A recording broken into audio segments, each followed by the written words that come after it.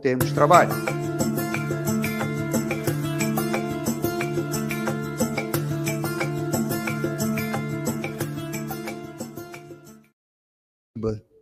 Ele vem para o evento que o CECAL vai fazer, né, nesse final de semana, e eles pediram um centro espírita para fazer palestra.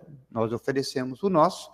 Então, na quinta-feira, o Cosme Márcio estará conosco, às 19 horas, é a primeira palestra. Ele vai trabalhar o espírito de verdade. Às 20 horas, nós temos a segunda palestra.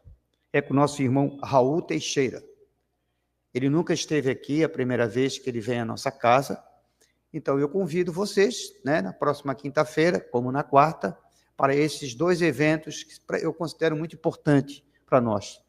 O Raul Teixeira eu não conheço. Eu vou conhecê-lo na quinta-feira, né, pessoalmente, que é uma honra para nós conhecermos um baluarte da doutrina espírita como o Raul Teixeira. Então, estou convidando a vocês para este evento. Vamos elevar os pensamentos ao alto neste momento, agradecendo a Deus, a Jesus, às equipes espirituais aqui presentes. Que Deus possa iluminar a cada um de nós que aqui se encontra, derramando luzes balsâmicas sobre todos nós, tendo o objetivo primário de nos ajudar nessa caminhada terrena em busca do aprimoramento moral.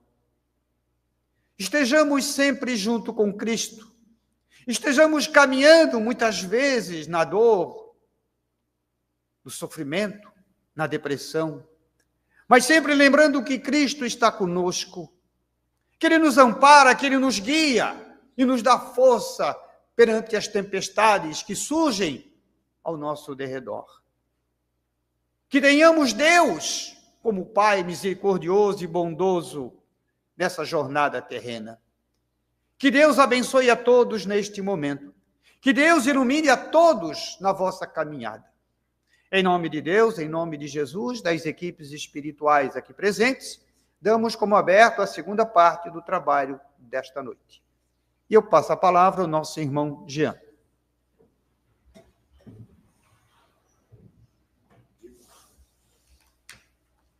Tem água? Essa água é minha, né?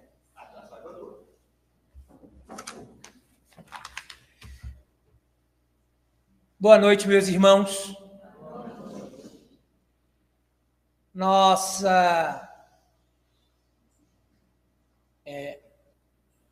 Os nossos votos de boa noite também vão para todos aqueles que estão assistindo através da TV CECAL, pelas redes sociais, estando em casa ou em qualquer outro lugar, que eles também possam receber as mesmas energias que serão produzidas, já estão sendo, aqui nesta oportunidade, neste ambiente. Então, a todos vocês que estão atrás da telinha, a nossa gratidão. A gratidão a Deus acima de tudo, porque é o nosso Pai, Criador. A gratidão a Jesus, o nosso Mestre maior, exemplo, guia para a humanidade. A gratidão aos espíritos amigos, a falange de espíritos que trabalha nesta casa, que, por algum motivo, têm afinidade comigo, conosco, e permitem que a gente seja convidado e assuma a tribuna espírita. A nossa gratidão a esses irmãos. E a gratidão também aos irmãos trabalhadores encarnados, que mantêm essa casa organizada, limpa, bem cuidada, de portas abertas para nos receber com todas as nossas imperfeições e dificuldades. Então, a nossa gratidão a esses trabalhadores incansáveis por essa dedicação. Trago o abraço fraterno do grupo de trabalhadores do Centro Espírita Juvencio Araújo Figueiredo, a casa a qual faço parte, que compõe um movimento espírita organizado. Então, nessa oportunidade, confraternizando-nos através dessa troca de expositores, Fica então o nosso abraço, o abraço do grupo de trabalhadores da nossa casa. Gente, Jesus, ele chamou os discípulos em determinado momento e ele solicitou aos discípulos que eles procurassem um descampado, um ambiente amplo, para onde ele pudesse falar às pessoas, fazer a sua pregação. E os discípulos encontraram um terreno com um leve aclive, aonde o mestre poderia ficar em destaque para ser visto por todos que ali estavam. E assim foram os discípulos anunciar nas cidades vizinhas que o mestre faria uma pregação, que nós hoje conhecemos como o Sermão do Monte. Lá o mestre teceu as bem-aventuranças, mas ele falou algo interessante, que permanece até hoje conosco. Ele disse o seguinte: quando quiserdes orar, recolhe-te no teu quarto e, encerrada a porta, pede ao Pai, que sabe do que passa em secreto. Ele falou isso para uma multidão de, segundo historiadores, cerca de 3.000 pessoas, porque o assunto correu e as pessoas curiosas, sedentas por saber, por ouvir aquele homem chamado de professor, eles foram em peso, tanto que os discípulos tiveram que ficar espalhados em determinadas distâncias, porque os últimos não conseguiriam ouvir o que o mestre falava. Não havia microfone na época. Então, os discípulos, o primeiro repetia aquilo que ele ouvia do Cristo, que repetia para o outro, que repetia para o outro, e assim foi. Talvez tenha sido a primeira vez que aconteceu o que a gente conhece hoje como delay. O som demora para chegar lá no final. Mas vejam, quando fordes orar, recolhe-te no teu quarto. E a gente sempre fica na dúvida. Será que a gente precisa ter na nossa casa, na nossa residência, um quartinho de oração? Será que nós só podemos orar no quarto? Talvez não dá para orar na sala? Quem sabe na cozinha? Será que era isso que o Cristo quis dizer? Não, em absoluto. A proposta de ele utilizar o quarto para trazer esse ensinamento àquelas pessoas é justamente porque o quarto era, e eu acho que ainda é considerado, um local de intimidade. É o nosso local de intimidade, aonde nós repousamos, aonde nós guardamos as nossas vestimentas, aonde nós temos as nossas coisinhas. Ali é a intimidade. Foi nesse sentido que o Cristo quis dizer, recolhe-te no teu quarto, ou seja, busque a tua intimidade. Isso significa dizer que para onde nós vamos ou aonde nós estivermos, a nossa intimidade está conosco, porque ela não se separa da gente. Então eu posso fazer uma oração, uma prece, caminhando na rua? Posso. Por que não? Só tem que ter cuidado para não tropicar, né? Vai cair, vai se machucar. Então, eu posso fazer a oração na rua? Posso. Posso fazer a oração no carro? Até devo, porque a Via Expressa, ela é um local maravilhoso, espetacular, para nós fazermos nossas orações. Para demonstrar que realmente nós estamos nos transformando. Porque ali atrai o que tem de pior do ser humano. Nós podemos orar no ônibus? Podemos. No ônibus lotado? Podemos. Por que não? Podemos orar aqui.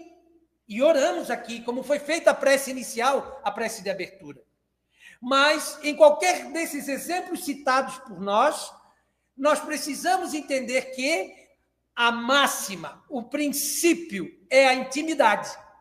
Se eu consigo caminhar na rua sem cair, mas olhar para dentro de mim, conversar comigo mesmo, buscar a minha intimidade e o ser que sou, eu consigo fazer a oração no ônibus, na rua, no nosso quarto, na sala, na cozinha, em qualquer lugar, desde que eu consiga buscar essa intimidade, o meu íntimo. Mas ele vai além, ele diz, além da intimidade, encerra a porta. O porquê que ele diz encerra a porta? É justamente para, ao olhar para dentro de nós, não deixar que os nossos pensamentos fujam. Porque é difícil, gente. Tudo nos chama atenção. No meio de uma prece, no meio de uma oração, a gente pode se distrair. Então, para que essa oração, essa prece, ela tenha uma verdadeira eficácia, nós precisamos olhar para dentro de nós e estar concentrado. Para que a gente possa fazer então, buscar então o propósito da prece. Que está onde? Está lá no Evangelho segundo o Espiritismo, no capítulo 26. Pedi e obterei. E ele começa nesse capítulo falando sobre a qualidade da prece. Nós não vamos tecer o capítulo inteiro, porque nós só temos 1h30. Então, nós só vamos pensar alguma coisa. Ele começa dizendo que a prece tem 3 características principais. Não vou nem olhar para ele. 3 características principais. A primeira delas é pedir. Nós podemos pedir, gente? É claro que podemos. Se nós que somos pais humanos, criaturas imperfeitas, nós não conseguimos muitas vezes negar nada aos nossos filhos, por que o Pai, que é Deus Supremo, soberanamente justo e bom, inteligência suprema, causa primária, por que ele negaria o que a gente pede? Então, uma das características da prece é pedir, pode fazer seus pedidos. Peçam bastante, peçam sem medo, peçam sem dúvida, porque às vezes a gente fica duvidando, será que Deus, com todas as suas preocupações, com o universo inteiro para tocar, para administrar, vai ouvir a minha prece? Vai. Porque a espiritualidade diz que não cai um fio de cabelo sequer da nossa cabeça que Deus não saiba. Como ele faz isso? Não sei dizer para vocês, porque o nosso vocabulário e a nossa capacidade de aprender ainda é muito pequena. Nós estamos muito atrasados. Mas nós vamos aprender um dia. Mas ele sabe de absolutamente tudo. Então peça. Mas ao buscar a intimidade e o recolhimento, a gente passa a ter responsabilidades sobre o que pedir. Porque a gente pode pedir alguma coisa séria, mas também pode pedir uma besteira. Pode pedir coisas que nós não temos o direito de ter. E nem tampouco o mérito. Pedir, nós podemos pedir muito. Peça à vontade. Vai ser concedido? Não sei dizer. Porque aí é outro patamar, é outra história. É a questão do mérito, do merecimento. Mas peça. A segunda característica é louvar, que a gente faz muito pouco. A gente consegue olhar para um dia ensolarado, maravilhoso. Hoje começou um dia chuvoso. Todo mundo achou que ia ser mais um dia daquele complicado. E, de repente, o sol abriu e o dia foi espetacular, maravilhoso. E a gente olha para o dia, que dia maravilhoso, mas a gente não é capaz de louvar ao Senhor. dessa grandiosidade, da beleza da natureza, do planeta em que vivemos. Louvar ao Senhor por estarmos aqui numa ilha espetacular, um pedacinho de terra cercado por água, perdido no mar, de naturezas mil, de maravilhas. A louvar ao Senhor por estarmos aqui. Louvar ao Senhor por termos, por exemplo, a possibilidade de usar um corpo físico, esse corpo somático que nós utilizamos agora. Ninguém agora está pensando em respirar, mas está respirando. Ninguém agora está determinando que o sangue circule na sua corrente sanguínea por veias, pelas veias que nós temos no nosso corpo, veias e artérias. Ninguém está determinando que o sangue faça isso, mas ele está fazendo isso. Por quê? Porque a máquina é perfeita. Ela é perfeita. Ela pode não ser muito bonitinha, não está muito ajeitadinha, mas ela é perfeita. A gente precisa cuidar. Então, louvar pela oportunidade de ter essa máquina, até mesmo para ter as doenças. Porque as doenças são resgates. E se nós não tivermos a máquina, nós não resgatamos. Então, louvar a Deus, louvar por toda essa perfeição, por ter nos fornecido a doutrina espírita, o Consolador prometido, a verdadeira libertadora das consciências. Louvar ao Senhor, porque tem espíritos aqui que a gente não vê, eu não vejo pelo menos, né? Graças a Deus, não quero ver. Todo mundo pensa porque a espírita tem que ver. Não, eu não quero ver, porque vai aparecer numa hora ruim, vou me assustar, então é melhor não ver. Louvar porque eles estão aqui. Não preciso ver para saber que eles estão. A melhor vidência é o conhecimento, porque até a visão mediúnica, ela engana. Espíritos podem se fazer passar por tudo, até por mentor da casa. Se não tiver ligado, cai. Tem que ficar esperto. E a última característica é agradecer. Que a gente também agradece muito calmamente, muito ainda acanhado para agradecer. Mas devemos agradecer a todas essas maravilhas que nós estamos tendo a oportunidade de receber. Agradecer pela vida, agradecer pela família, agradecer pelas pessoas à nossa volta, mesmo que sejam pessoas incomodativas, assim como alguém. A gente tem que agradecer. Agradecer, porque tudo na nossa vida trilha no caminho de nos orientar para o progresso. Mas, nessa proposta de buscar a prece, de encerrar-te no teu quarto, nós vamos buscar subsídio também numa obra de Divaldo Pereira Franco, psicografada por Joana de Ângeles, que teve toda a sua vida voltada, todas as suas obras, a maioria delas, voltadas para a psicologia. Trata, Joana de Ângeles, do nosso psicológico. E a obra Momentos de Meditação, ela nos é importante nessa proposta de buscar a prece. Porque citamos agora há pouco que encerrar a porta significa concentrar. E Allan Kardec usa o termo concentração muitas vezes no Livro dos Médiuns. Concentração. Só que concentrar é muito difícil. Concentrar significa permanecer com um único pensamento, não deixar nada nos atingir ou nos tirar a atenção. Como nós somos ainda imperfeitos, vivemos num mundo material e ainda estamos caminhando no processo evolutivo, estamos ralando ainda com os perrengues da vida, é muito comum que o pensamento fuja. Então, a gente opta por meditar, que tem uma certa diferença de concentrar, pois que meditar é organizar a casa mental. Meditar é prestar atenção no pensamento, mesmo que sejam vários deles.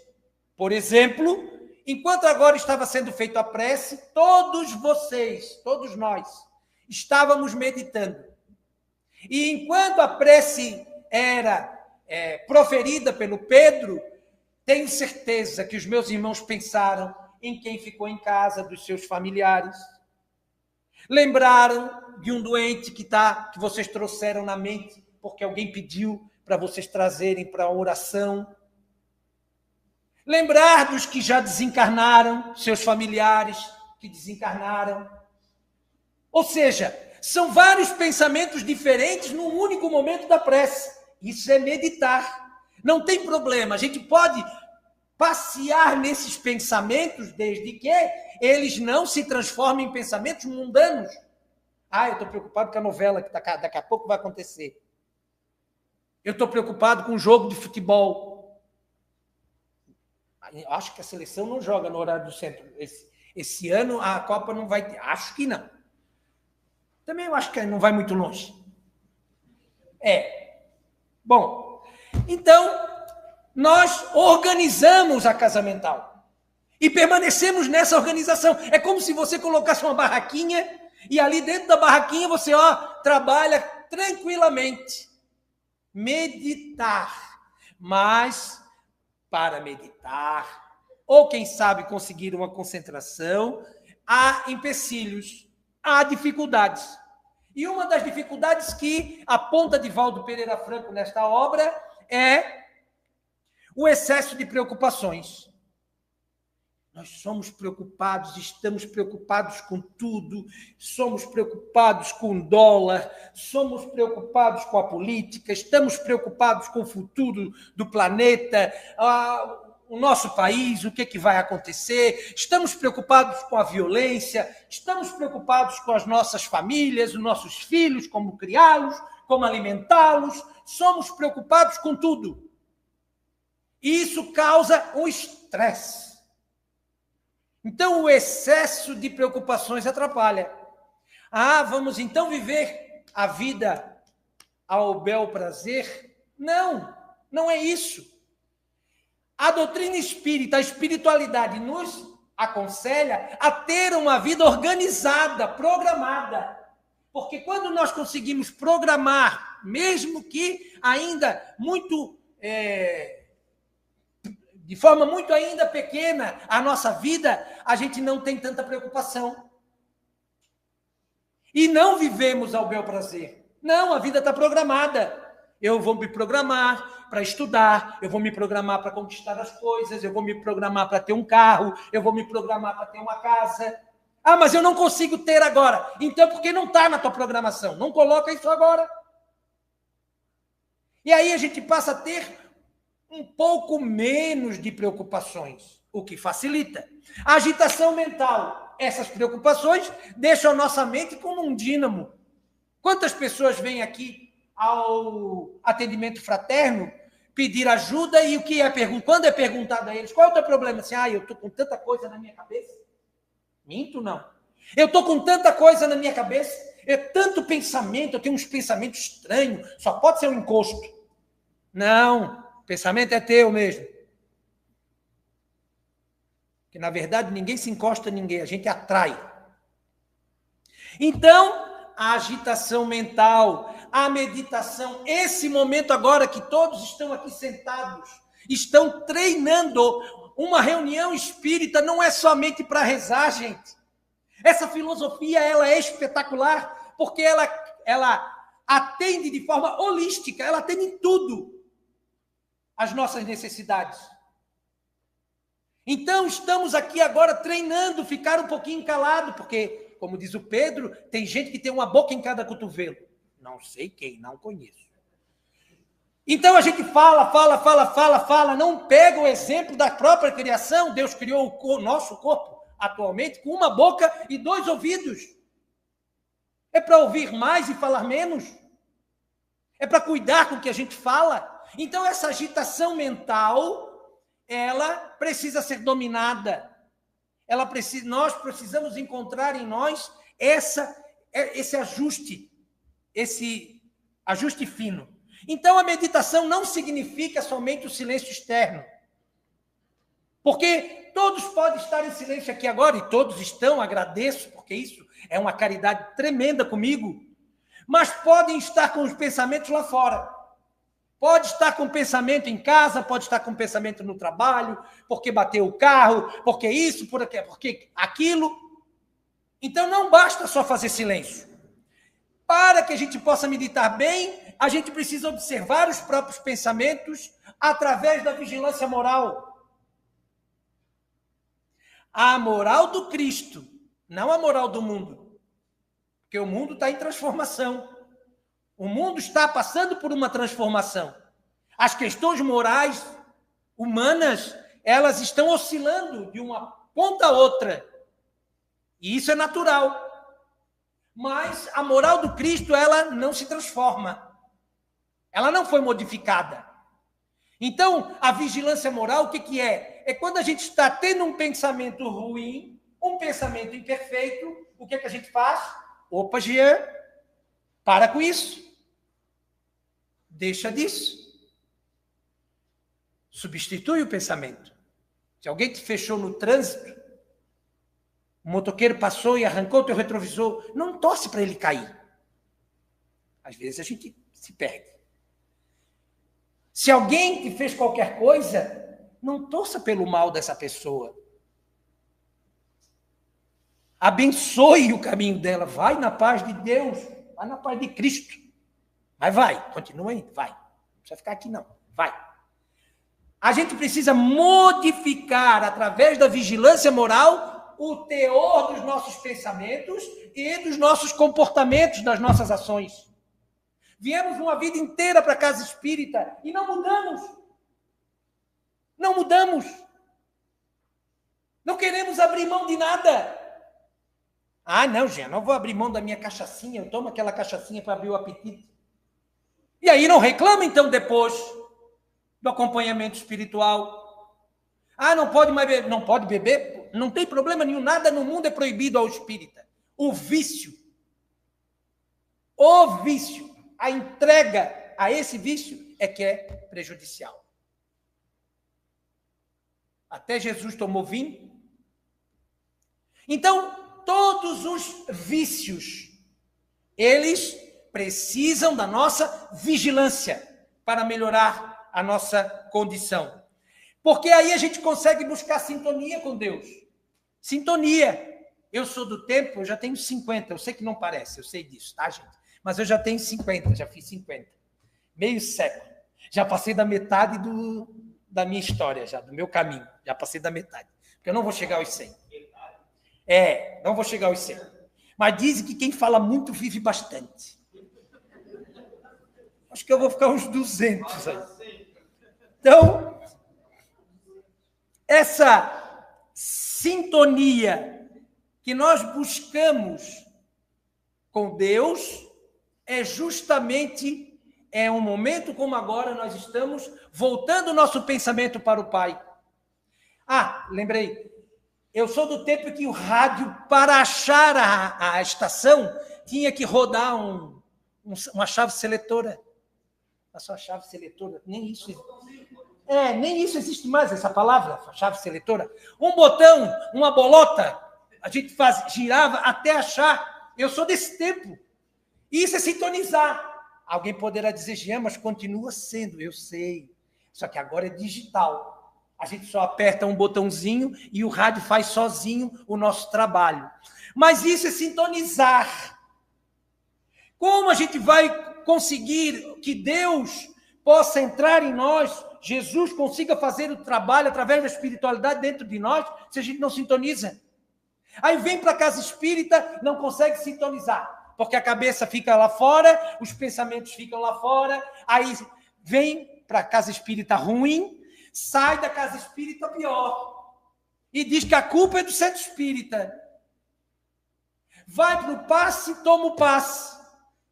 E quando a gente está ruim, com o pensamento assim, com as intenções voltadas, muitas vezes, para comportamentos equivocados, o que acontece com a energia do passe? O médium dá o passe, a energia bate e volta. nós nos tornamos refratários. É verdade isso. Não recebemos energia nenhuma. Saímos da cabine de paz do mesmo jeito que entramos. Por quê? Sintonia. Faltou a sintonia com Deus para que a gente possa encontrar. Então, essa sintonia vai nos levar ao quê? A serenidade. Tem 2 minutos só, não saí nem da primeira folha, gente. Vai nos levar à serenidade diante das dificuldades. Todo mundo vai passar por perrengue. Não pensem vocês, porque agora está, eu acho, vendo aqui o semblante de todo mundo, está tudo bem, eu acho que está tudo ótimo. A vida está um mar de rosas. Mas lembrem-se de Chico Xavier. Porque tinha uma médium, uma senhora que frequentava o centro espírita, e quando ela chegava, Chico perguntava a ela, fulana, como é que está? E ela dizia, Chico, está tão ruim, eu estou tão ruim, eu estou com dor aqui, eu estou com dor ali, eu estou com um problema assim, assim, assada, minha família. Chico, às vezes, até se arrependia de ter perguntado. E ele só dizia assim para ela, calma, minha irmã, isso passa. E assim aconteceu. Mais vezes ele perguntava, ela tecia uma ladainha de sofrimentos e ele dizia, calma, irmã, isso passa. Naquela tranquilidade do Chico. Até que um dia ele perguntou para ela e ela disse, Chico, está tudo ótimo, maravilhoso. Eu estou bem, estou feliz. E ele olhou para ela assim, calma, irmã, isso também passa. Porque a vida, ela é assim. Nós estamos encarnados num mundo de provas e expiações. O Raul Teixeira, que infelizmente eu não vou poder vir aqui segunda-feira, quinta-feira, porque eu tenho palestra.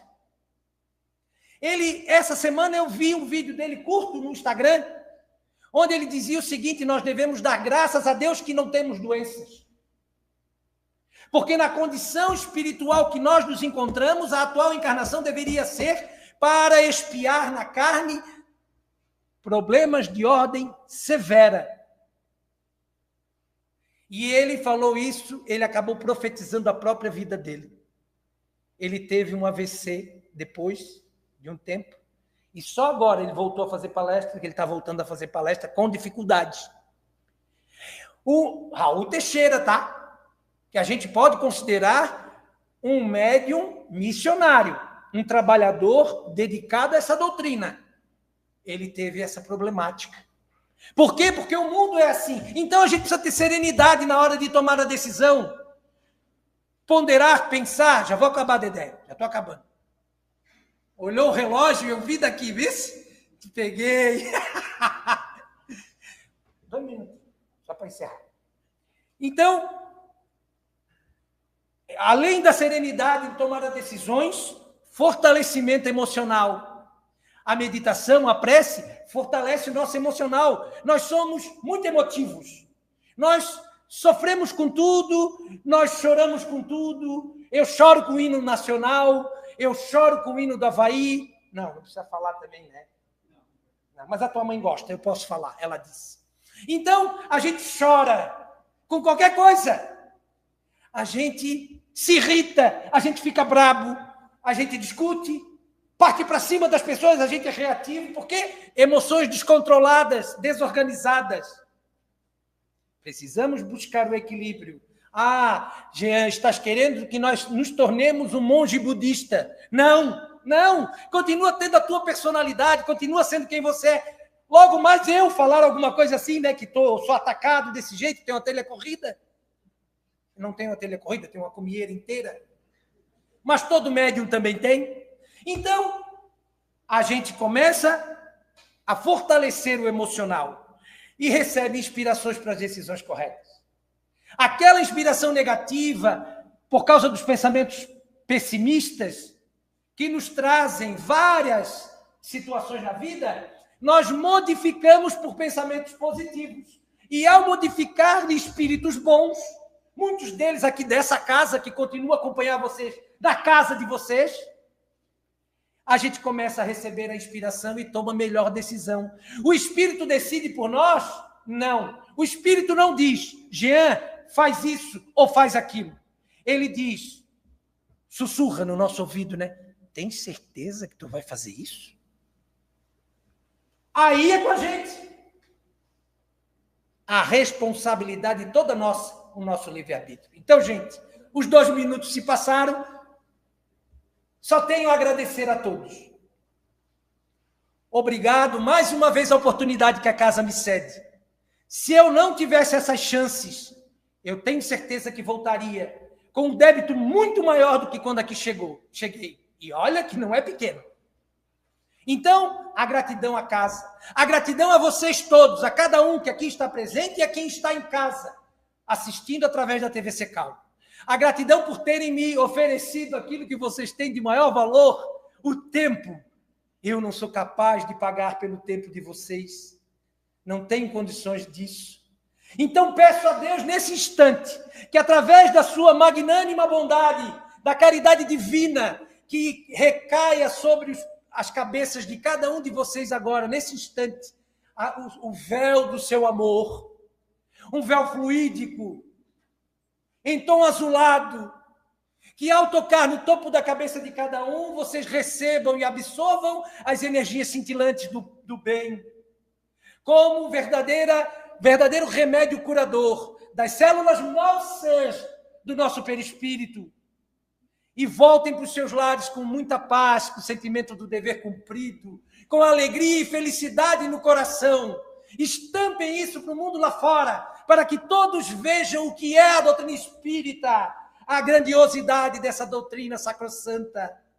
E, numa próxima oportunidade, que nós nos encontremos aqui, se Deus quiser e o Pedro tiver coragem de me convidar. Obrigado, gente.